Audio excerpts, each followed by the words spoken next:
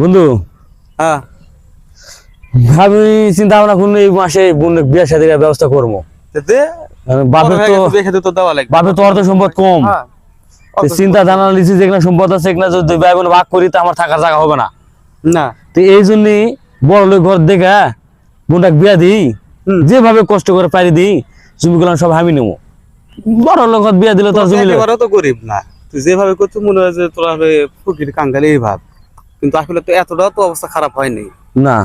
তো যাই হোক, তুই বুদ্ধি চাচ্ছু আমার কাছে, আমি অত বুঝাবার থেকে হ্যাঁ যদি এগুলা করবা যায় তাহলে খরচা পাতি করা লাগে।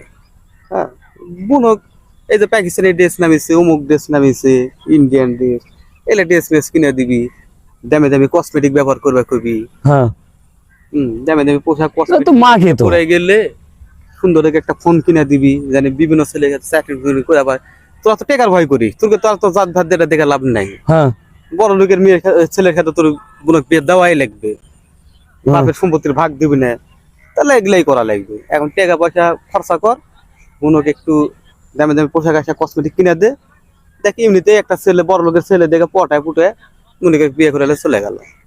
আর বড় লোকের ছেলে এখন তো একটা মেয়ে পছন্দ করেছে, বাপের তো আর তো বেটা তো আর ফেলা যা পারবে না, বেটার খুশির জন্য এখন তোর বোন কিলিয়া যাবে। ওই যা করে করুক, প্রেম করুক, যা করে করুক, আমার জমি যান ভাগ না লাই।